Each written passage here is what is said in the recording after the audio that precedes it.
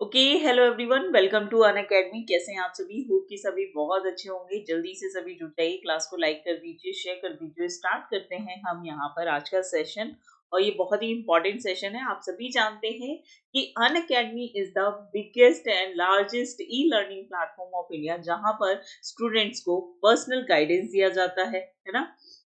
आपको personal guidance दिया जाता है, स्टडी प्लानर मतलब पूरा का पूरा जो स्टडी प्लानर है वो आपको दिया जाता है। लाइव क्लासेस होती हैं, वीकली टेस्ट होते हैं, स्ट्रक्चर कोर्स है अनलिमिटेड एक्सेस के साथ। यानी कि अगर आप एक बार एक्सेस लेते हैं तो आप अनलिमिटेड अकेडमी के साथ जुड़कर तैयारी कर सकते हैं। इसका बेनिफिट आप इंडिविजुअल भी ले सकते हैं और आपके जो फ्रेंड्स हैं या फिर जो भी दोस्त लोग हैं उनको भी शेयर कर सकते हैं। वो लोग भी आराम से तैयारी कर सकते हैं। टेस्ट एनालिसिस होती है, एक्सपर्ट गाइडेंस दी जाती है और स्टडी मटेरियल भी आपको प्रोवाइड कराया जाता है। सभी को वेरी गुड इवनिंग। सभी को हाय, हेलो, नमस्ते, थैंक यू सो मच बच्चे। नहीं, ये रिकॉर्डेड क्लास नहीं है, ये लाइव क्लास हो रही है। रिकॉर्डेड चल रही थी बट आज लाइव क्लास है। लाइव क्लास में देखेंगे। और यहाँ पर एसएससी का जो प्राइस है वो बहुत ही ज्यादा कम कर दिया गया है, यानी कि 50% तक रिड्यूस किया गया है फीस अमाउंट। तो जाकर फटाफट से जल्दी से सब्सक्रिप्शन ले लीजिए, क्योंकि बाद में ये प्राइस जो है बढ़ जाएगा। तो जो अभी अमाउंट है वो काफी कम है, तो 50% तक इसमें रिड्यूस कर दिया गया है यहाँ पर। और अगर आप यूज करते हैं मेरा कोड जो कि है KHUSH0122, इसका यूज करने पे आपको सब्सक्रिप्शन में 10% की छूट ऑलरेडी दी जा रही थी, लेकिन इसमें 15% यानी कि 15% प्लस 10%, यानी कि आप देख सकते हैं कि आपको डबल बेनिफिट हो रहा है। तो जल्दी से यहाँ पर जरूर से जरूर ओके, चलिए, सब कुछ जरूरी होता है, ऐसा कुछ भी नहीं है जो बेवजह यहाँ पर बात की जा रही है। सब कुछ इंपॉर्टेंट होता है बच्चे, हर चीज की अपनी एक इम्पोर्टेंस होती है। यहाँ पर जो बच्चे एसएससी सीजीएल और सीएचएसएल के लिए तैयारी कर रहे हैं वो बैच ज्वाइन कर सकते हैं। सफलता बैच बेस्ट टीचर्स के साथ जुड़कर यहाँ पर आप देख सकते हैं 17 नवंबर से ये बैच स्टार्ट हो चुका है। एसएससी सब्सक्रिप्शन की बात करें तो अभी मैंने आपको बताया है कि एसएससी सब्सक्रिप्शन जो है 24 मंथ 12 मंथ, यानी कि जितने टाइम के लिए भी आप यहाँ पर तैयारी करना चाहते हो।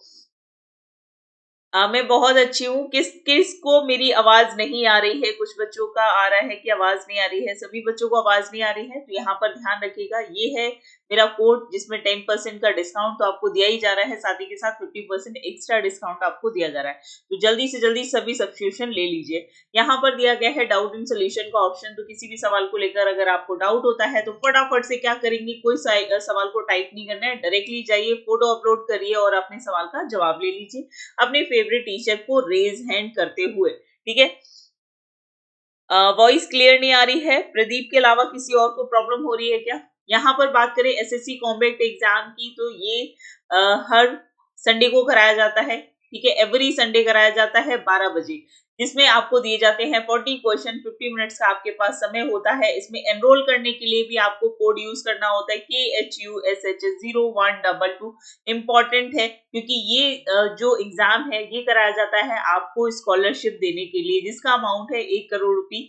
यहाँ पर आप देख रहे हो जो भी आपके मार्क्स आएंगे उस आधार पर आपकी रैंकिंग डिसाइड होगी और उसी आधार पर आपको यहाँ पर स्कॉलरशिप दी जाएगी। ठीक है, 1 to 3rd वालों को 100% स्कॉलरशिप, 75% स्कॉलरशिप 4 to 10th वालों को। तो यहाँ पर आप देख सकते हैं। ठीक है, तो पहला सवाल है भाई, किस बात की जल्दी है, क्या दिक्कत हो रही है? चलिए तो फटाफट से स्टार्ट करते हैं, लेट्स क्रैक इट। यहाँ पर पहला सवाल है कि जल के प्रत्येक अणु में हाइड्रोजन और ऑक्सीजन के परमाणु होते हैं। ठीक है, यानी कि जल के प्रत्येक अणु में हाइड्रोजन का परमाणु कितना होता है, क्योंकि ऑक्सीजन के परमाणु यहाँ पर कितने होते हैं? जल्दी से बताइए। यहाँ पर दिया है एक ऑक्सीजन का परमाणु होता है, तो हाइड्रोजन तो आप सभी जानते हैं कि यहाँ पर H2O वाटर क्या होता है, जल के अणुओं को हम लिखते हैं H2O। इसका मतलब है हाइड्रोजन के कितने परमाणु हैं? यहाँ पर 2 परमाणु हैं, H+H, है ना? कितने हैं? 2 परमाणु हैं। तो ऑक्सीजन का एक परमाणु, एक एटम होता है और हाइड्रोजन के 2 परमाणु मिलकर क्या बनाते हैं? आपका जल बनाते हैं, जो कि हम ग्रहण करते हैं। तो आपकी बॉडी जो है पूरी की पूरी परमाणुओं से मिलकर बनी है, एलिमेंट से मिलकर बनी है, जिसमें सबसे ज्यादा important hydrogen, carbon and oxygen component होते हैं। ठीक है, यहाँ पर आंसर जो है सभी का क्या हो जाएगा, 2 आंसर बिल्कुल सही हो जाएगा। ए आंसर यहाँ पर आप सभी का बिल्कुल सही हो जाएगा। अगला सवाल है आप सभी का कि किस प्रकार की मिट्टी में गर्म मौसम में दरारें पड़ जाती हैं। तो ऐसा क्षेत्र जिसमें क्या होती है, जो आपने तस्वीर देखी है ना, सूखा ग्रसित क्षेत्र, और ऐसा दिखाया जाता है जब कोई पिक्चर आप सूखा ग्रसित क्षेत्र की देखते हैं तो आप देखते हैं कि ऐसी मिट्टी दिखाई जाती है जिसमें दरारें पड़ती हैं। तो वो किस प्रकार की मिट्टी होती है, पीली मिट्टी होती है या फिर लेटराइट होती है, जलोढ़ मृदा होती है या फिर काली मृदा होती है। बिल्कुल सही आंसर जो है वो क्या हो जाएगा, काली मृदा, यानी कि डी ऑप्शन। काली मृदा जो होती है ये जब सूखती है तो इसमें दरारें पड़ जाती हैं, लेकिन जब इसमें पानी आप डालोगे ना इस मिट्टी में, काली मिट्टी में, तो ये बहुत ही ज्यादा दलदली सी हो जाती है। ठीक है, इस मिट्टी में फसल को करना काफी कठिन होता है। इसमें जो मुख्य तौर पर फसल की जाती है वो कौन सी फसल होती है, आपकी कॉटन।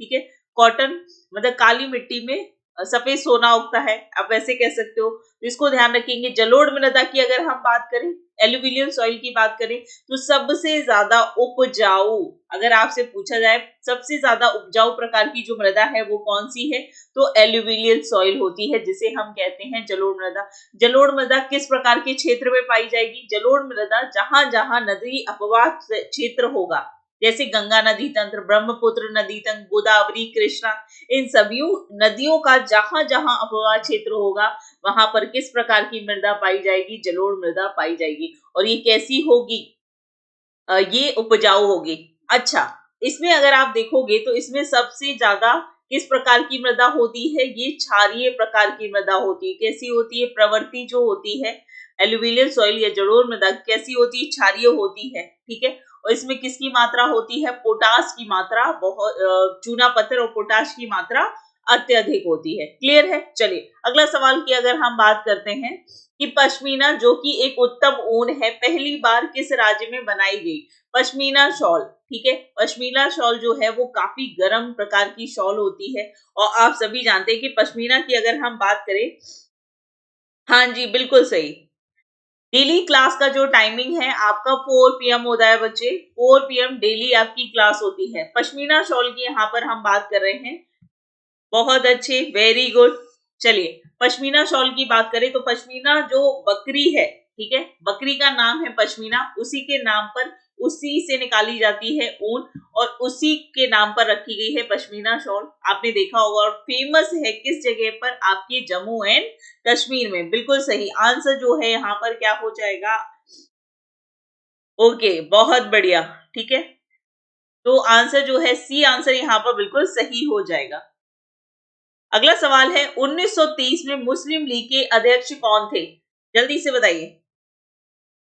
1930 में जो मुस्लिम लीग का गठन किया गया उसके अध्यक्ष किसे न चुना गया था। तो मुस्लिम लीग की अगर हम बात करें तो इसकी जो अगर हम बात करें तो यहाँ पर मोहम्मद इकबाल कौन अध्यक्ष बने हैं मुस्लिम लीग के 1930 में, मोहम्मद इकबाल। इनकी अगर हम बात करें तो मोहम्मद इकबाल एक फेमस कवि, ठीक है, फेमस कवि और विद्वान थे, फेमस कवि भी थे और एक बहुत ही बड़े विद्वान भी थे। इनकी अगर हम बात करें, ठीक है, बहुत बढ़िया, तो यहाँ पर आंसर जो है वो क्या हो जाएगा आपका, मोहम्मद इकबाल। इनके बारे में अगर आप कुछ और जानते हैं जो कि आपको याद आ रहा हो तो कमेंट करके बताओ, जल्दी से बताओ, क्योंकि मैंने हिस्ट्री पढ़ाया है तो मैंने बताया है। कोई बता सकता है, मोहम्मद इकबाल बिल्कुल सही आंसर होगा। अगला सवाल है, यहाँ पर निम्नलिखित में से किसको कार्टूनिस्ट कॉमन मैन के चरित्र ने प्रसिद्धि दी है। तो यहाँ पर आंसर जो है, जल्दी से बताइए, यहाँ पर आंसर जो है सभी का क्या होगा, कार्टूनिस्ट कॉमन मैन के चरित्र ने प्रसिद्धि दी है किसको। चलिए जल्दी से यहाँ पर बताएंगे कि आंसर जो है आप सभी का क्या हो जाएगा।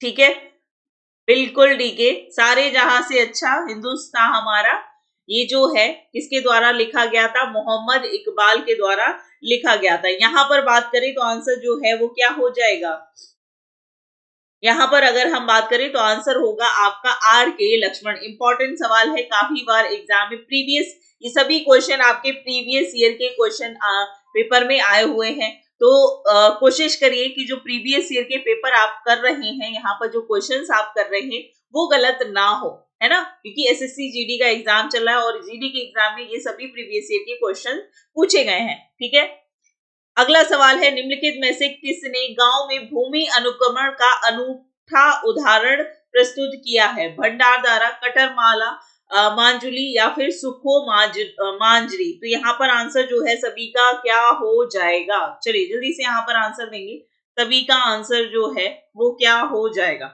चलिए जल्दी से बताएंगे। तो यहाँ पर अगर हम बात करें तो सुखो मांजरी, ठीक है, सुखो मांजरी गांव में लोगों ने वनों और पानी का उपयोग उचित तरीके से करने, भूमि अनुक्रमण का मतलब है यहाँ पर लैंड सीक्वेंसिंग, यानी कि पानी और वहां पर जो वन क्षेत्र है उसको सही तरीके से, उचित तरीके से क्या करना, पूरा प्लांटिंग करना। तो उसी के लिए यहाँ पर सुखो मांजरी एक गांव का नाम है। ठीक है, सुखो मांजरी एक गांव का नाम है।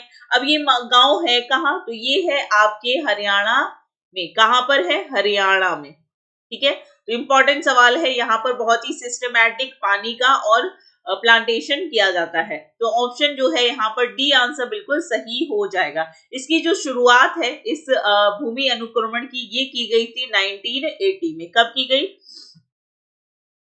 प्रश्न समझ नहीं आया। यहाँ पर पूछा गया है कि निम्नलिखित में से ऐसा कौन सा गांव है जहां पर लैंड सीक्वेंसिंग की गई है ना। लैंड सीक्वेंसिंग का मतलब ये है कि जहां पर मिट्टी को और वहां पर उपज करने के लिए सही तरीके से सीक्वेंस में क्या करना, प्रोडक्शन भी करना, वाटर सेविंग करते हुए, उस चीज को कहते हैं हम भूमि अनुक्रमण। इसकी शुरुआत 1980 में की गई थी और इसकी जो शुरुआत है वो किस गांव से की गई? सुखो मांजरी गांव से, जो कि किस राज्य में है?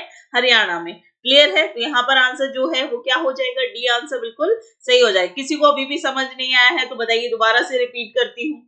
अगला सवाल है, भारत का पहला उपग्रह कौन था जो भारतीय गणतज्ञ के नाम पर तथा सोवियत यूनियन द्वारा 1975 में प्रेक्षित किया गया था? चलिए, इनसेट 1A, भास्कर सेगा 1, रोहिणी RSDI या फिर आर्यभट्ट। तो सभी का आंसर जो है यहाँ पर क्या हो जाएगा? सेशन को सभी फटाफट से लाइक एंड शेयर कर देंगे। जल्दी से बताइए यहाँ पर आंसर जो है वो क्या हो जाएगा। तो एक घटना हुई थी आपकी 19 अप्रैल 1975 को। ठीक है, बिल्कुल सही। कौन सा किसको किया गया था? कौन सा उपग्रह था? आर्यभट्ट। ठीक है, किसका उपग्रह था? अब इसे अगर हम देखेंगे तो इसको किसके द्वारा बनाया गया था? किसके द्वारा बनाया गया था? भारतीय गणतज्ञ की बात हो रही है। तो यहाँ पर इसको भारतीय अंतरिक्ष जो अनुसंधान केंद्र है उसके द्वारा डेवलप किया गया था। किसे? आर्यभट्ट को। तो यहाँ पर याद रखना, इसकी डेट बहुत इंपॉर्टेंट है। और किसके द्वारा किया गया था? सोवियत यूनियन का मतलब है रूस, यानी कि रशिया के द्वारा इसे किया गया था। चलिए, अगला सवाल है आपका यहाँ पर कि खिलाफत आंदोलन किस वर्ष शुरू हुआ था? खिलाफत मूवमेंट की अगर हम बात करें तो ये शुरू किया गया था दो व्यक्तियों के द्वारा, जिनका दो व्यक्ति, इसमें और भी लोगों के नाम आते हैं लेकिन मुख्य तौर पर जिसका नाम आपको याद रखना है तो दो भाइयों का नाम आता है। एक आता है शौकत अली, ठीक है, एक आता है आपका शौकत अली और दूसरा आता है जिन्ना, मोहम्मद अली जिन्ना। सेकंड नाम आता है आपका जिन्ना का। ठीक है, किसका आता है? जिन्ना का। ये मूवमेंट चलाया गया था किसके खिलाफ? ब्रिटिश सरकार के खिलाफ। क्यों चलाया गया था? कि जितने भी मुस्लिम थे, जितने भी भारतीय मुस्लिम थे, उन सभी को ब्रिटिश सरकार के द्वारा ये कहा गया था, क्योंकि आप देखोगे ये घटना है, ये आंदोलन चलाया गया कब? 1920 में। 1920 में चलाया गया। क्यों चलाया गया? क्योंकि जब आपका प्रथम विश्व युद्ध चल रहा था, क्या चल रहा था? प्रथम विश्व युद्ध चल रहा था, तो ब्रिटिशों को लड़ने के लिए भारतीयों के सहयोग की बहुत जरूरत थी। उस समय मुस्लिम कम्युनिटी, जितने भी इंडियन मुस्लिम थे, उनको अपनी तरफ लाकर उन्होंने ये वादा किया था कि मुस्लिमों को वो हेल्प करेंगे, मुस्लिम कम्युनिटी को वो सपोर्ट करेंगे। जहां पर कुछ कंडीशंस रखी गई इनके द्वारा कि आप जो पूरे विश्व के मुसलमानों के खलीफा हैं, खलीफा का एक पद हुआ करता था तुर्की में, ठीक है, उसको आप कुछ नहीं करेंगे, धार्मिक आधार पर आप हस्तक्षेप नहीं करेंगे। ये किसके साथ डिस्कस किया गया? ब्रिटिश सरकार को अपना काम निकालना था, वो मान गई। उन्होंने कहा ठीक है, आप जो कहेंगे, आप अभी हमें हेल्प करिए, आप हमारा सपोर्ट करिए, भविष्य हम आपको भविष्य में जो आप वादे चाहते हैं वो सभी हम फुलफिल करेंगे। लेकिन सरकार जब विश्व युद्ध खत्म हुआ तो मुकर गई। तो इसी से अगेंस्ट में जाकर एक मूवमेंट चलाया गया, खिलाफत, यानी कि अब हम ब्रिटिश सरकार के क्या खिलाफ है, तो उसी को कहा गया खिलाफत। इसमें दो लोगों का नाम बहुत इंपॉर्टेंट है, शौकत अली और मोहम्मद अली जिन्ना। मोहम्मद अली, ठीक है, सॉरी मोहम्मद अली है, जिन्ना नहीं है, मोहम्मद अली, ठीक है। कब चलाया गया? 1980 में। क्लियर है? किसी को कोई डाउट, कोई सवाल? अगला सवाल है, इसी खिलाफत आंदोलन के बाद गांधी जी ने शुरू किया था असहयोग मूवमेंट, जिसमें इन दोनों के साथ सहयोग से गांधी जी ने क्या मूवमेंट शुरू किया था? असहयोग आंदोलन। मोहम्मद अली, हाँ बिल्कुल, जिन्ना नहीं था, सॉरी, ये दिमाग में कुछ चल रहा था। शौकत अली और मोहम्मद अली, अली बंधु इन्हें बोला जाता है। क्या बोला जाता है? अली बंधुओं के द्वारा, अली बंधुओं के द्वारा, ठीक है। थोड़ा सा मतलब just a tongue of slip, कोई बात नहीं, हो जाता है, बड़े बड़े शहरों में छोटी छोटी गलतियां होती रहती हैं, मैम से भी हो जाती हैं। चलिए कोई बात नहीं। अगला सवाल है, गेटवे ऑफ इंडिया स्थित है कहाँ? कलकत्ता, दिल्ली, मुंबई और बेंगलोर। एकदम चाबुक लेके बैठे रहते हो, मैम ने कैसे गलत कर दिया। चलिए, हाँ अध्यक्ष थे, बिल्कुल, बहुत बढ़िया। जल्दी से यहाँ पर बताएंगे कि आंसर जो है वो क्या हो जाएगा। तो गेटवे इंडिया की अगर हम बात करें तो इसका निर्माण जो है ब्रिटिश शासन में करवाया गया था। कब? 1924 में। कब कराया गया? 1924 में कराया गया। इतनी खुशी, इतनी खुशी, बस बस बस बस। ओके, कहां पर है? मुंबई में। आपने देखा होगा, काफी बार मूवीज में दिखाया जाता है। क्लियर है? और आप देखोगे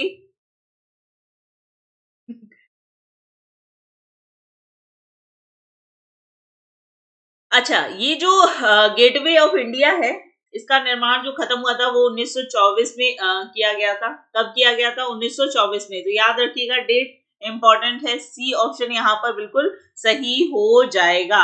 अगला सवाल है आप सभी का यहाँ पर कि भूदान आंदोलन जो है ये शुरू किया गया था मेनका गांधी के, मेधा पाटकर के, विनोबा भावे के और बाबा आमटे के द्वारा। तो ये बहुत ही इंपॉर्टेंट है। भूदान आंदोलन आपके एग्जाम में काफी बार पूछा जाता है, स्टार बना लीजिए, इंपॉर्टेंट सवाल है, बहुत ही इंपॉर्टेंट सवाल है। तो यहाँ पर अगर हम बात करें भूदान, यानी कि भूमि का दान देना, ऐसे भूमि का दान किसे देना? ऐसे कृषकों को जो भूमिहीन है।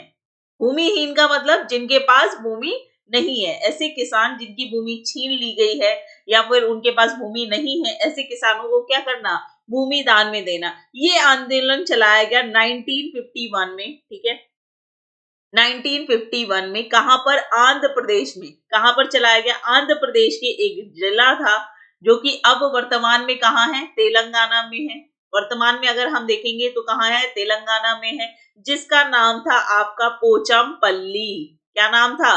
पोचमपल्ली जगह पर इस आंदोलन को किसके द्वारा चलाया गया? विनोबा भावे के द्वारा। उन्होंने ये कहा कि विनोबा भावे जी ने कि जो कृषिहीन भूमि वाले किसान हैं, ऐसे किसानों को, बड़े बड़े जमींदारों से ये आग्रह किया कि आप अपने पास जो एक्स्ट्रा भूमि है उसमें से कुछ भाग आप किसानों को दान दे दीजिए, जिससे कि उनका भी घर परिवार चल सके। तो ये बहुत ही बड़ा इनिशिएट था, बहुत ही इंपॉर्टेंट रोल निभाता है हमारे पूरे नेशनल मूवमेंट में। तो इनको याद रखिएगा, बहुत बहुत इंपॉर्टेंट है। डेट याद रखिएगा, कहां पर किया गया? तो तेलंगाना में। तो यहाँ पर आंसर जो है पोचमपल्ली जगह पर। अगला सवाल है आप सभी का कि निम्नलिखित में से कौन सा बायोगैस का प्रसिद्ध नाम है? यूरेनियम, पेट्रोलियम, गोबर गैस और कोयला।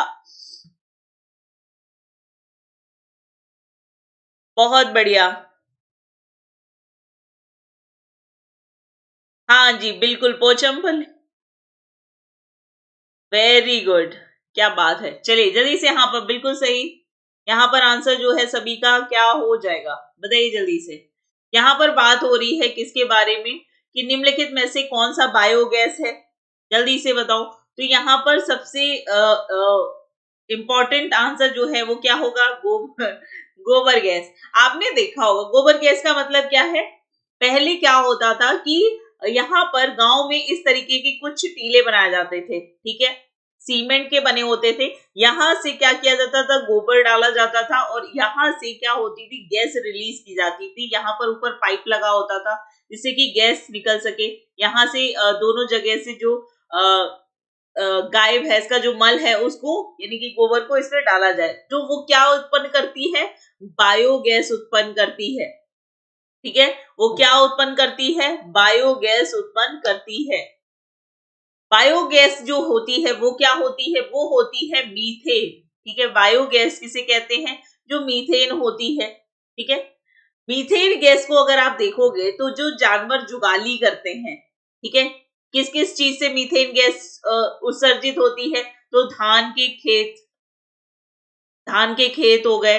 इसके साथ साथ आपका जो जानवर जुगाली करते हैं, जुगाली का मतलब आपने देखा होगा ना, जानवर पूरे टाइम मुंह चलाते रहते हैं, देखा होगा, जानवर की जुगाली जो करते हैं उससे भी क्या रिलीज होती है, आपकी मीथेन गैस रिलीज होती है। गोबर गैस से भी क्या होती है, मीथेन गैस। तो बहुत ही इंपॉर्टेंट है, CO4 इसका केमिकल नेम होता है, याद रहेगा सभी को, ठीक है। सी ऑप्शन यहाँ पर बिल्कुल सही हो जाएगा। अगला सवाल है आप सभी का कि निम्नलिखित में से कौन सा भारत का गैर संवैधानिक संस्था है, वित्तीय आयोग, राज्य मानवाधिकार आयोग, राष्ट्रीय आयोग या फिर चुनाव आयोग, बताइए जल्दी से, इनमें से कौन सी संस्था जो है वो गैर संवैधानिक संस्था यहाँ पर होगी। वेरी वेरी इंपॉर्टेंट सवाल है, जल्दी से बताइए यहाँ पर आंसर जो है। तो भाई राष्ट्रीय मानवाधिकार आयोग, कोई मुझे बताएगा राज्य मानवाधिकार की अगर हम बात करें तो यहाँ पर आंसर जो है वो क्या हो जाएगा। अगर इसकी बात करें तो इसका गठन कब किया गया, जल्दी से बताइए। इसका जो गठन है ये अर्ध संवैधानिक कह सकते हो, इसका गठन कब किया गया, राष्ट्रीय मानवाधिकार या फिर राज्य मानवाधिकार की अगर हम बात करें तो इसका गठन कब किया गया, 1993 में। इंपॉर्टेंट सवाल है, स्टार बनाकर एक लाइन में नोट कर लीजिए। अगला सवाल है आप सभी का यहाँ पर कि नर्मदा नदी कौन सा बांध है, नर्मदा नदी पर, अच्छा नर्मदा नदी कौन सा जलप्रपात बनाती है, बताओ जल्दी, चलिए जल्दी से बताइए। 28 सितंबर बिल्कुल सही बात है, जल्दी से यहाँ पर बताओ कि आंसर जो है वो क्या हो जाएगा। नर्मदा नदी पर कौन सा डैम बना हुआ है, ये इंपॉर्टेंट है, किस राज्य में बना है, ये इंपॉर्टेंट है।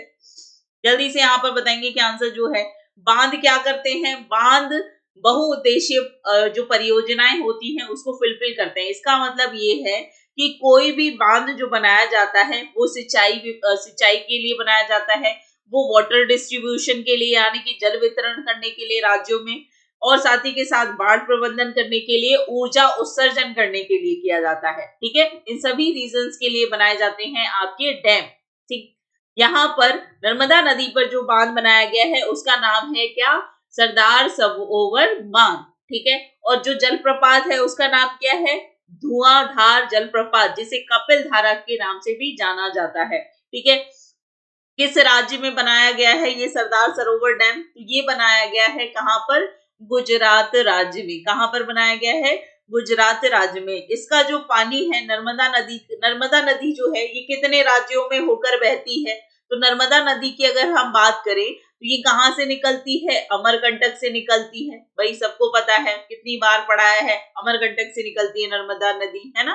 दो नदियां निकलती हैं, एक सोन नदी जो ऊपर जाकर नॉर्थ की तरफ बहती है, एक इकलौती एकमात्र ऐसी नदी है जिसका अपवाह क्षेत्र जो है दक्षिण से उत्तर की तरफ है। कौन सी नदी है, सोन नदी है। कहां से निकलती है, अमरकंटक से। यहीं से दूसरी नदी निकलती है जिसका नाम है नर्मदा। कितने राज्यों से होकर बहती है, ये सवाल आपके एग्जाम में पूछा जाता है, तो यहाँ पर लिख लीजिए भाई, अमरकंटक कहाँ है, मध्य प्रदेश में।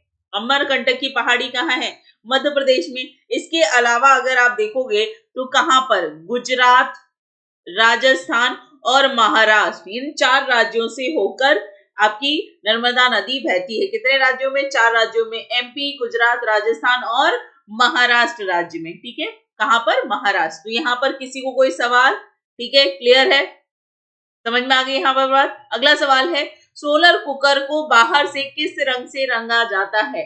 हरा, काला, नीला, पीला, लाल, जल्दी से बताओ। यहाँ पर आंसर जो है, सौर कुकर को बाहर से, सोलर कुकर जो होते हैं इनको बाहर से किस रंग से पेंट किया जाता है? जल्दी से बताइए। तो बहुत ही आसान सा सवाल है, जल्दी से यहाँ पर आंसर देंगे कि आंसर जो है आप सभी का क्या हो जाएगा? कलुआ। आपने देखा होगा पहले भी क्या होता था, आपने देखा होगा पहले, मुझे अच्छे से याद है कि मेरी जो दादी हुआ करती थी वो उस टाइम पे चूल्हे हुआ करते थे, ठीक है, और गैस नहीं हुआ करती थी, तो वो बर्तन को नीचे से, आपने देखा होगा कि नीचे का जो उनका बेस होता है वो पूरा ब्लैक हो जाता है, ठीक है, या फिर उसको पोत दिया जाता था मिट्टी से या किसी ब्लैक चीज से। तो वो क्यों किया जाता था? वो इसलिए किया जाता था क्योंकि जो ब्लैक कलर होता है वो क्या करता है, लाइट को एब्जॉर्ब करता है, रिफ्लेक्ट नहीं होने देता है। तो जब लाइट रिफ्लेक्ट नहीं होगी, मतलब ऊर्जा आ रही है और बाहर नहीं जा पा रही है, तो वो क्या करेगी, ऊर्जा ऑब्जॉर्ब करने पर उसका टेम्परेचर क्या हो जाएगा, बढ़ जाएगा। टेम्परेचर क्या हो जाएगा, बढ़ जाएगा।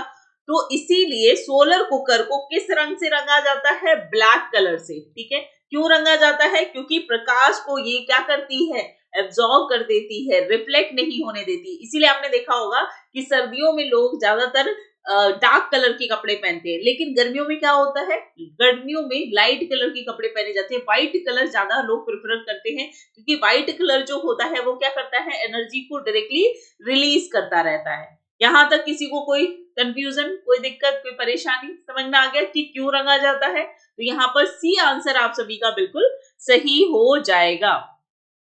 Okay Padma.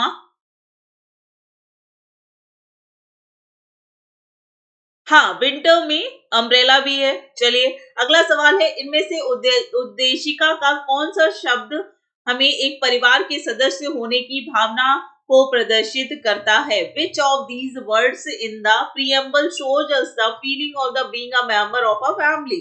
Justice, democracy, fraternity, equality. यहाँ पर हाँ, चलिए जल्दी से यहाँ पर बताइए कि आंसर जो है आप सभी का क्या हो जाएगा? बताओ जल्दी से, फटाफट से आंसर दीजिए कि यहाँ पर आंसर जो है आप सभी का क्या हो जाएगा? अ,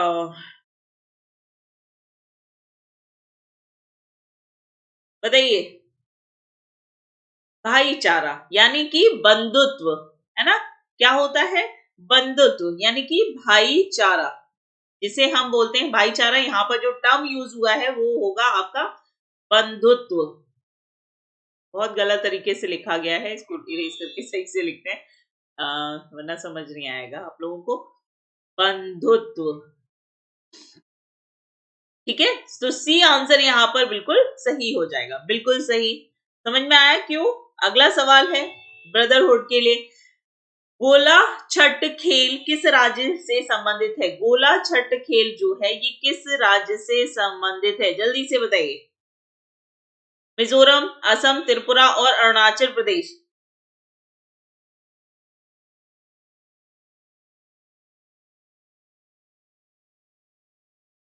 गोला छठ जो खेल है ये किस राज्य का प्रसिद्ध है?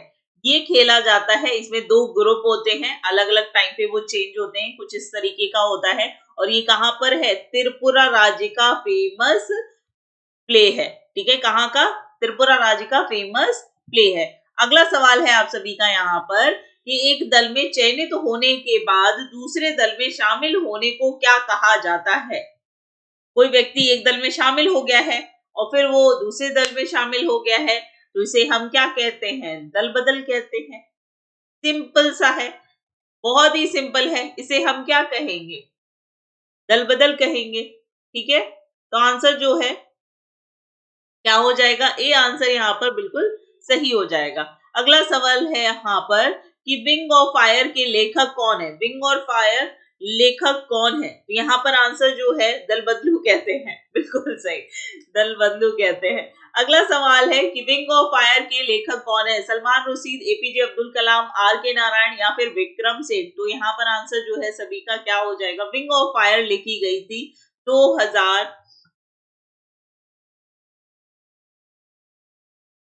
ठीक है। विंग ऑफ फायर की बात करें तो ये 2002 से लेकर 2007 तक, ठीक है, 2007 तक कौन रहे हैं आपके भारत के जो 11वें, ठीक है, भारत के 11वें राष्ट्रपति के तौर पर जो नियुक्त रहे हैं, जिनका नाम क्या है आपका एपीजे अब्दुल कलाम जी, ठीक है। इनकी आत्मकथा को इसमें वर्णन किया गया है रिंग ऑफ फायर में, ठीक है, याद रखिएगा। ये प्रकाशित की गई है यूनिवर्सिटी प्रेस के द्वारा।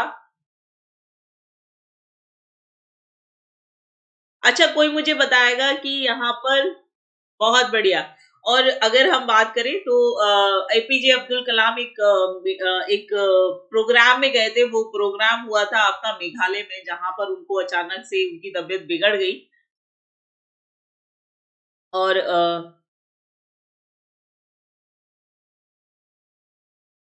ओकी Padma 2002 to 2007 Ring of Fire. It's an autobiography of 11th President of India. Which is APJ Abdul Kalam, ठीक है, मिसाइल मैन ऑफ कंट्री। अगला सवाल है कि next question is in which year the rural development generation programme took place. अगर हम बात करें कि ग्रामीण रोजगार सृजन कार्यक्रम जो है वो चलाया गया 1993, 1995, 1992, 1994। वेरी गुड मॉर्निंग हो रही है। कहाँ थे बच्चों, काफी दिनों बाद दिखाई दे रहे हो। चलो, तो यहाँ पर आंसर जो है सभी का क्या हो जाएगा।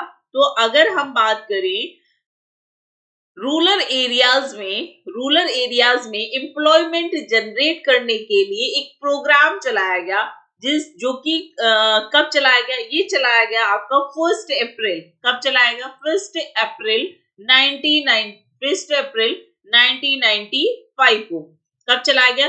1995 को। बहुत अच्छे Padma Reddy, very good, clear है। तो यहाँ पर आंसर जो है सभी का क्या हो जाएगा आपका, द आंसर इज बी, ठीक है, द आंसर इज बी। अगला सवाल है आप सभी का, नेक्स्ट क्वेश्चन इज महाजनपद के राजा महल बनवाते थे देने के लिए।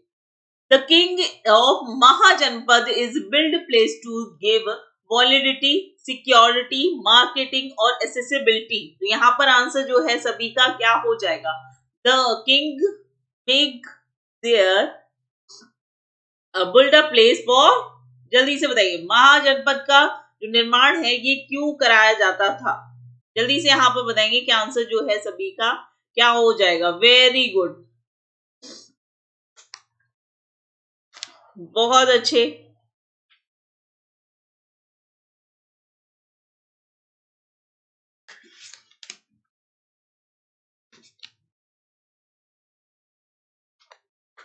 इट इज बच्चे Parshuram, it is helpful for PCS exam for some question, ठीक है। कुछ क्वेश्चंस जो हैं वो पीसीएस के एग्जाम में भी सेम टू सेम ही पूछे जाते हैं।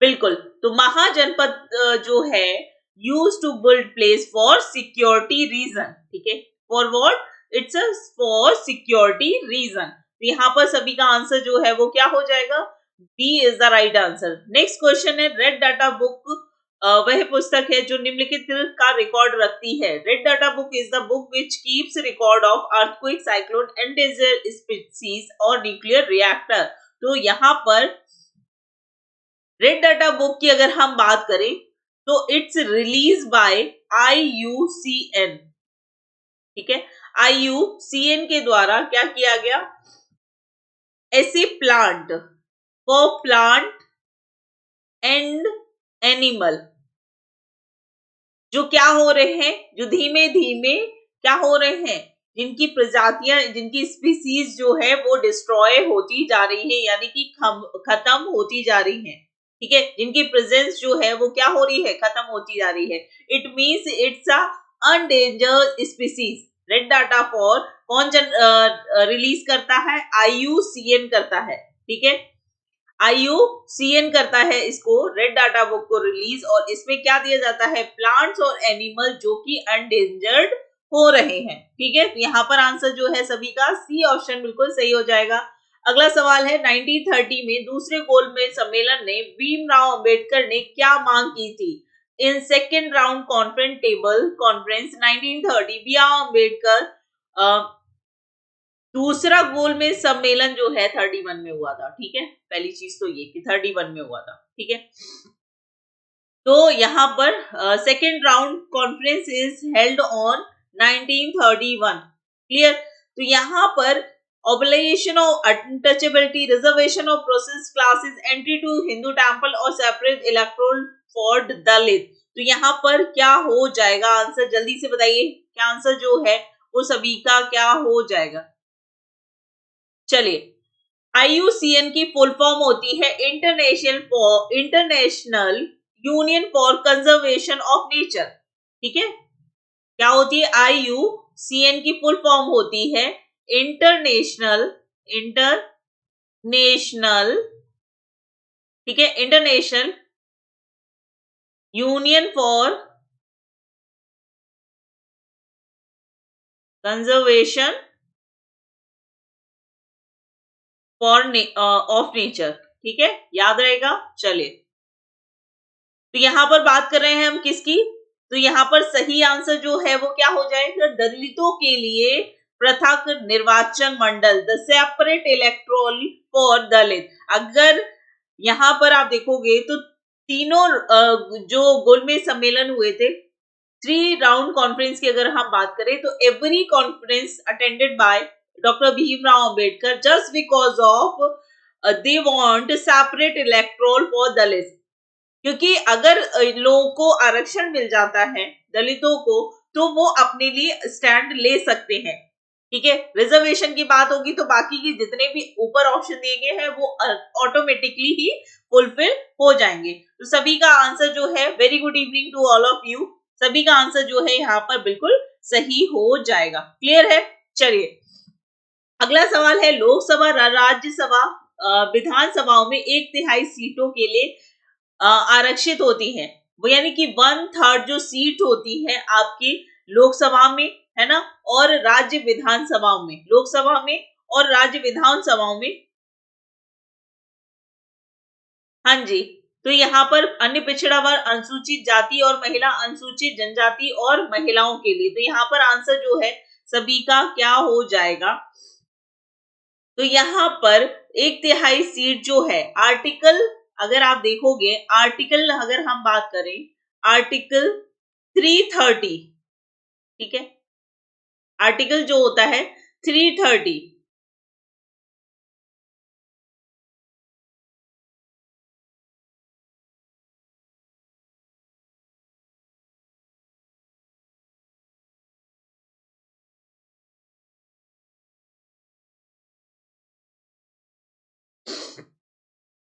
देखो आर्टिकल 330 की बात करें तो यहाँ पर इसके द्वारा अनुसूचित जाति और जनजाति दोनों को आरक्षण दिया जाता है। अगर हम बात करें 3032 की, आर्टिकल 332 की, तो वहां पर महिलाओं को 1/3 आरक्षण दिया जाता है।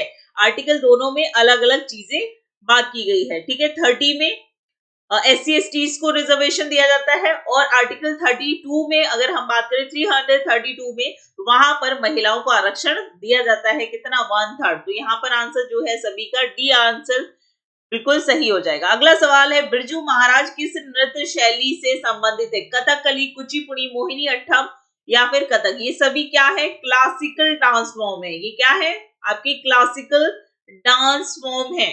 ठीक है, there are 2 type of dance form, it's a one is folk dance and second is classical dance. Folk dance which is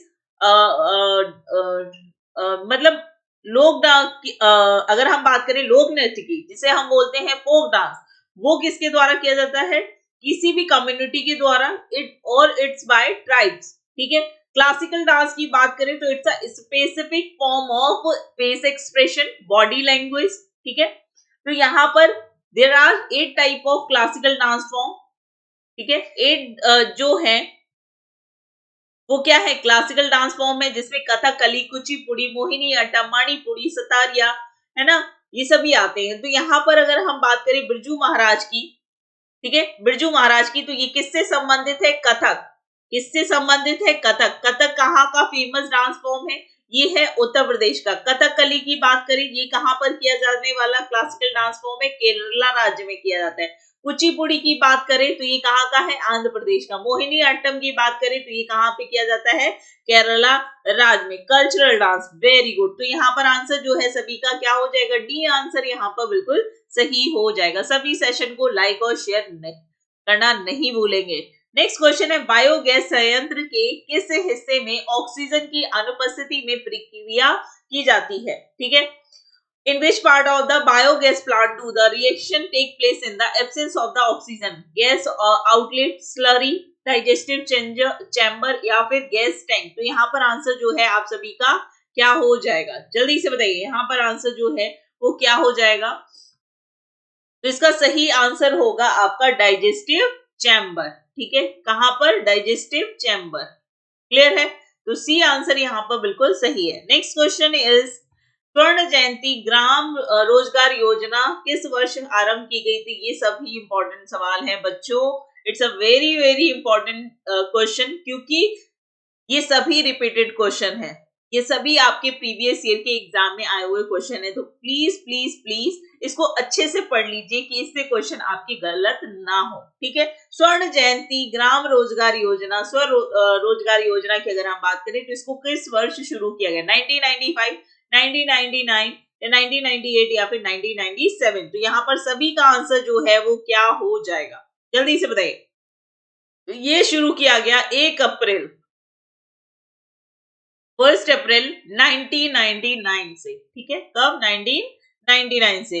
अगला सवाल है आप सभी का यहाँ पर, इनमें से कौन सा लोक नृत्य राजस्थान से संबंधित है, डांडिया, घूमर, भांगड़ा और गिद्ध? तो भाई जिसने पद्मावत देखी होगी उसको अच्छे से पता होगा। तो बहुत ही जो मतलब कि जिसमें महिलाओं की ही प्रेजेंस होती है, किसी भी पुरुष को अलाउ नहीं किया जाता है, किसी भी मेल को अलाउ नहीं किया जाता है, ठीक है। नहीं बच्चे, it's 1999 is the right answer, ठीक है। तो घूमर इज द, ठीक है, Ghoomar is the right answer. Ghoomar क्या है, एक लोक नृत्य। डांडिया की बात करें ये कहां पर किया जाता है, डांडिया की बात करें तो ये गुजरात का डांस फॉर्म है। भांगड़ा की बात करें तो ये कहां है, पंजाब का, ठीक है, पंजाब का डांस फॉर्म है, लोक नृत्य है। घूमर राजस्थान का। गिद्ध कहां का है, कमेंट बॉक्स में बताइए। हाँ, नई दुल्हन नाचती है, बिल्कुल। अगला सवाल है, निम्नलिखित में से कौन सी गैस जुगाली करने वाले जानवरों से निम्नलिखित में से कौन जुगाली करने वाला जानवर है, ईगल, गाय, शेर और कुत्ता? तो जुगाली क्या होती है, मैंने अभी अभी बात बताई थी आपको। बहुत बढ़िया, वेरी गुड पवेंद्र। बाकी के बच्चे भी फटाफट से आंसर देंगे। तो जुगाली जो है बेसिकली किसके द्वारा की जाएगी, ईगल यानी कि चील जिसे हम बोलते हैं, गाय, शेर, कुत्ता। जल्दी से बताओ यहाँ पर आंसर जो है आप सभी का, फटाफट आंसर किया करिए। इतने इजी इजी क्वेश्चन पे अगर आप लोग रुक जाएंगे तो कैसे काम चलेगा। गिद्धा, गिद्धा कहाँ का डांस फॉर्म है, शेर। अच्छा बच्चे, शेर करता है, बिल्कुल। गाय क्या करती है, गाय को आपने देखा ना, मुंह चलाती रहती है। गाय भैंस जो होते हैं वो क्या करते हैं, घूमर घूमर घूमर रहे। ओके ऋषिता, बहुत बढ़िया। तो यहाँ पर आंसर जो है बी आंसर बिल्कुल सही हो जाएगा। नेक्स्ट क्वेश्चन इज, इनमें से कौन सा सिट्रिक अम्ल का प्राथमिक स्रोत है, नारंगी, आम, खट्टा दूध या फिर इमली? जल्दी से बताएं। साइट्रिक अम्ल जो है इनमें से किसमें पाया जाएगा, ऑरेंज, मैंगो, श्योर मिल्क और टैमरिंड। चलिए जल्दी से यहाँ पर बताइए कि आंसर जो है आप सभी का क्या हो जाएगा। जुगाली, जुगाली का मतलब है, जुगाली जो कहते हैं जो मुंह चलाते हैं उसको बोला जाता है। जो जानवर मुंह चलाते रहते हैं, पूरे टाइम चबाते रहते हैं। जो आप खाना खाते हो, खाना खाते टाइम पे आपके दांत आपके खाने को पीस रहे होते हैं तो आपका मुंह चल रहा होता है, ऐसे ही जानवर भी करते हैं। तो जानवर जो मुंह चलाते हैं उसको जुगाली कहते हैं, ठीक है। तो साइट्रिक अम्ल की अगर हम यहाँ पर बात करें तो ये किसमें पाया जाएगा, अच्छा जी, ये पाया जाएगा ऑरेंज, ठीक है।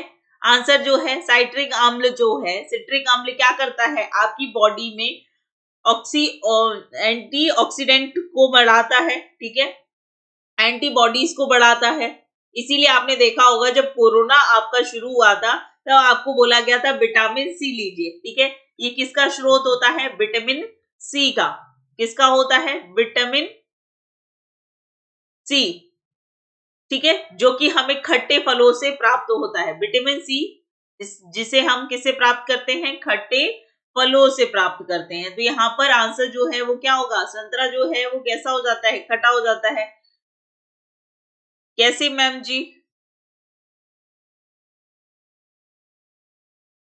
हाँ, अगला सवाल है खनन की प्रक्रिया जिसके द्वारा उथली गहराई पर गड्ढे खनिज की सतह पर सतही परत पर हटाकर बाहर निकल जाते हैं, इसको क्या कहते हैं?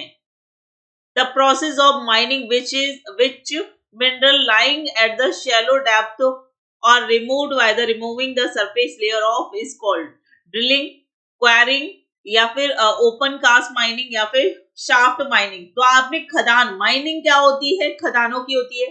आपने देखा होगा जहां से खनिज संसाधन निकाले जाते हैं, कोयला निकाला जाता है या फिर हीरा निकाला जाता है, तो वहां पर क्या की जाती है?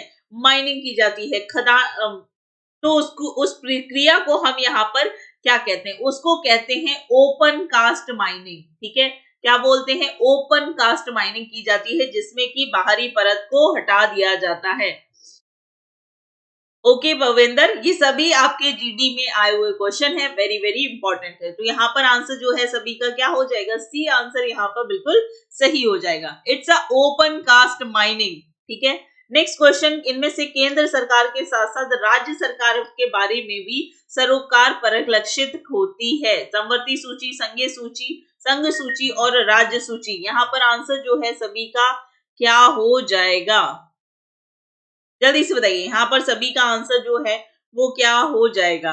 तो भाई राज्य सूची और केंद्र सूची, जहां दोनों को बराबरी से दर्जा दिया जाता है, वो कौन सा है? समवर्ती सूची। सूचियां कहां से ली गई हैं?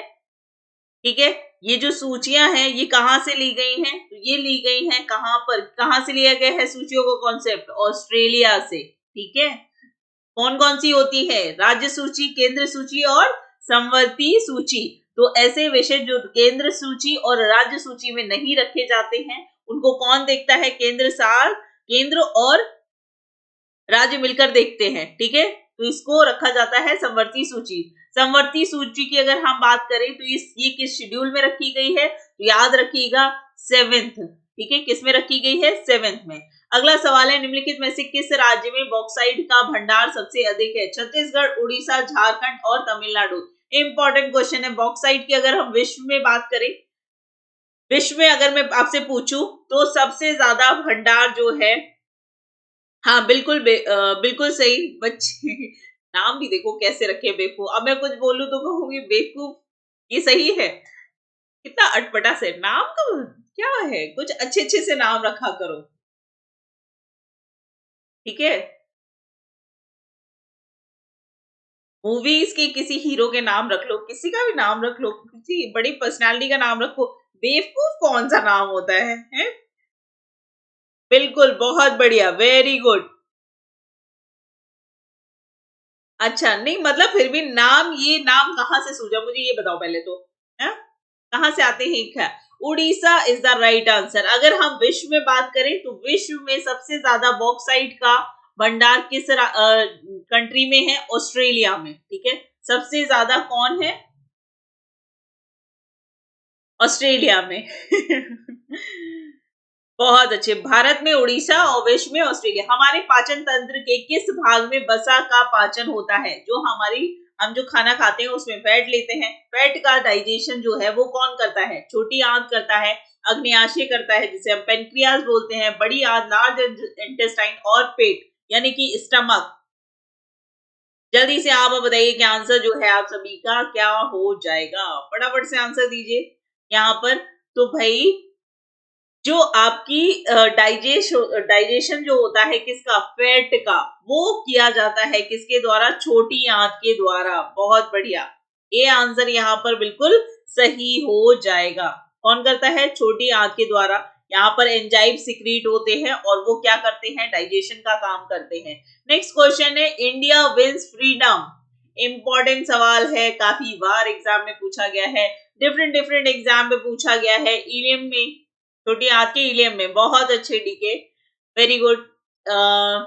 इंडिया विंस फ्रीडम जो है ये किसके द्वारा लिखी गई पुस्तक है? जल्दी से बताओ। तो ये पुस्तक लिखी गई थी किसके द्वारा? मौलाना अबुल कलाम आजाद के द्वारा। यहाँ पर आंसर जो है सी ऑप्शन बिल्कुल सही हो जाएगा। अगला सवाल है, तांबे के बर्तन पर हवा के संपर्क में आने पर हरे रंग का लेप का मिश्रण हो जाता है। तो आपने देखा होगा कि तांबे के बर्तन जब लाते हो तो चमचमाते हैं, इतने खूबसूरत लगते हैं, लेकिन जैसे ही आपने उसको यूज किया और वो बाहर के एनवायरमेंट के संपर्क में आया, वो क्या करता है, उसपे ग्रीन ग्रीन सी लेयर बन जाती है ना, ग्रीन ग्रीन सी लेयर बन जाती है।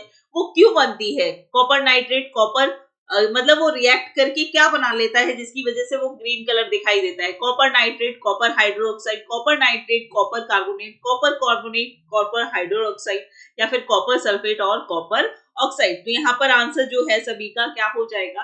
तो जब तांबे ऑक्सीजन, बाहर क्या है, एनवायरमेंट में ऑक्सीजन होती है, उससे जब रिएक्ट करता है तो ये क्या बना लेता है? कॉपर कार्बोनेट और कॉपर हाइड्रोक्साइड रिएक्ट करता है। ठीक है, क्या बनता है? Copper hydroxide and copper carbonate. तो यहाँ पर आंसर जो है वो क्या हो जाएगा? आपका सी ऑप्शन यहाँ पर बिल्कुल सही हो जाएगा। क्लियर है? डी नहीं होगा बच्चे, सी इज द राइट आंसर। ठीक है, बहुत बढ़िया।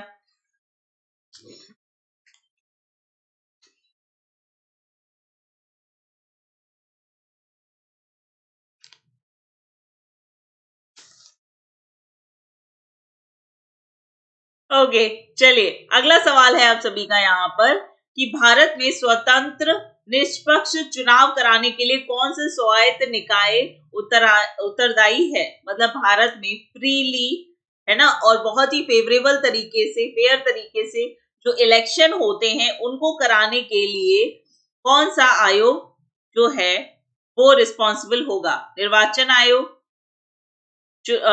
जल्दी से बताइए यहाँ पर आंसर जो है सभी का क्या हो जाएगा?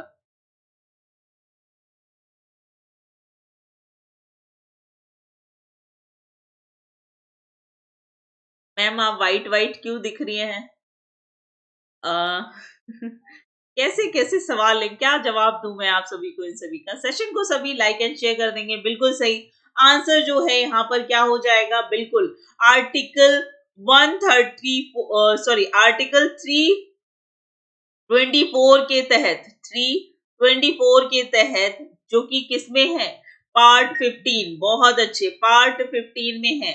इसमें कौन, किसके बारे में बताया गया है? निर्वाचन आयोग। ठीक है, कौन? निर्वाचन आयोग ही क्या कराता है? इलेक्शन कराता है निष्पक्ष तरीके से। अगला सवाल है, एम एस स्वामीनाथन जो है वो किससे जुड़े हैं? गणितज्ञ हैं, अर्थशास्त्री हैं, भौतिक विज्ञानी हैं, या फिर कृषि से संबंधित हैं? तो एम एस स्वामीनाथन की बात करें तो इन्होंने क्या किया है? इन्हें green revolution, father of green revolution क्या कहते हैं? Father of green revolution.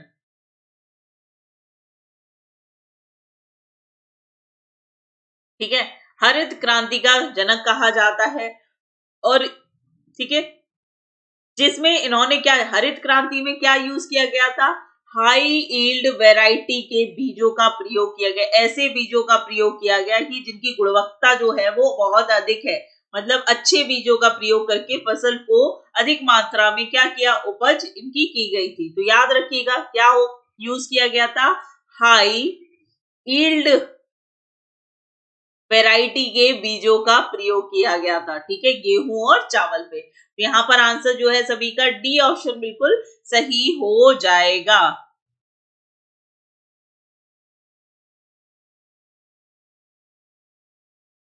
Okay, okay बच्चे, ठीक है, ऑर्गेनाइजेशन भी करा दूंगी। बंगाल में लिखा गया है पहला ऐतिहासिक उपन्यास कौन सा है? नेक्स्ट सेशन जो है आपका उस पे करा देंगे, ऑर्गेनाइजेशन पे सभी पे। ठीक है, परेशान मत हो। चलिए जल्दी से बताइए, लिखा गया पहला ऐतिहासिक जो उपन्यास था, आनंद मठ, अंगुरिया बिनियाम, या सरस्वती विजयम, या फिर इंदिराबाई? तो यहाँ पर आंसर जो है सभी का क्या हो जाएगा? तो लिखा गया जो पहला उपन्यास है वो कौन सा है यहाँ पर? वो है आपका अंगुरिया विनिमय। ठीक है, जिसको लिखा गया था भूदेव, जिसको किसके द्वारा लिखा गया था? जिसको लिखा गया था भूदेव मुखर्जी के द्वारा, भूदेव मुखर्जी के द्वारा। ठीक है, नहीं बच्चे, यहाँ पर सबसे पहला जो है वो अंगुरिया विनिमय है। ठीक है, जिसको किसके द्वारा लिखा गया, भूदेव मुखर्जी के द्वारा 1862 में। ठीक है, बी ऑप्शन यहाँ पर बिल्कुल सही हो जाएगा। अगला सवाल है यहाँ पर कि उस्ताद बिस्मिल्लाह खां एक भारतीय संगीतकार है जिन्होंने देश को लोकप्रिय बनाया। तो बिस्मिल्लाह खां की अगर हम बात करें तो आप सभी जानते हैं कि ये बिस्मिल्लाह खां बहुत ही फेमस रहे हैं, इसके लिए शहनाई वादक रहे हैं। ठीक है, बिस्मिल्लाह खां जो हैं वो फेमस शहनाई वादक रहे हैं। तो ए आंसर यहाँ पर बिल्कुल सही हो जाएगा। अगला सवाल है आप सभी का यहाँ पर कि पंजाब से उस शिल्प की पहचान करें जिसमें कपड़ों पर सरल एंड विरल डिजाइन में फूलों की शानदार कढ़ाई की जाती है। तो यानी कि पंजाब में जो कपड़ों पर बुनाई की जाती है उसको क्या कहते हैं, बाटिया, फुलकारी या फिर आपका बलूचारी या फिर पेठानी। तो यहाँ पर आंसर जो है सभी का क्या हो जाएगा, चलिए जल्दी से यहाँ पर आंसर देंगे सभी। क्या आंसर जो है वो क्या हो जाएगा, तो पंजाब में जो कपड़ों पर चित्रकारी की जाती है, जो डिजाइन की जाती है, उसे कहा जाता है फुलकारी। ठीक है, क्या कहा जाता है, फुलकारी। तो बी ऑप्शन यहाँ पर बिल्कुल सही हो जाएगा। अगला सवाल है इनमें से कौन सी वह गतिविधि नहीं है जिससे तृतीय क्षेत्र, ठीक है, प्राथमिक क्षेत्र, द्वितीय क्षेत्र और तृतीय क्षेत्र, 3 क्षेत्र होते हैं आपके मुख्य तौर पर। तो अगर हम बात करें किसके बारे में, तृतीय क्षेत्र में, तो उसका हिस्सा नहीं है। कौन नहीं है, जल्दी से यहाँ पर बताइए। तृतीय क्षेत्र जो है वो अंतिम क्षेत्र होता है। तृतीय क्षेत्र में अगर हम बात करें तो इसमें काफी कुछ जोड़ा जाता है। तो यहाँ पर आंसर जो है स्टोरेज, भंडारण जो है इसका भाग नहीं है। बैंकिंग हो गया, परिवहन हो गया, मछली पकड़ना हो गया, बीमा होगा, रियल एस्टेट, ये सभी किस में आते हैं, तृतीय क्षेत्र में आते हैं। तो ये आंसर यहाँ पर बिल्कुल सही हो जाएगा। अगला सवाल है आप सभी का, आगा खां कप किस खेल से संबंधित है, जल्दी से बताइए। आगा खां ट्रॉफी जो है वो किस से संबंधित है, तो इसका संबंध किससे है, आगा खां जो ट्रॉफी है वो किस खेल में दी जाती है, क्रिकेट में। तो यहाँ पर आंसर जो है वो क्या हो जाएगा, डी आंसर बिल्कुल सही हो जाएगा।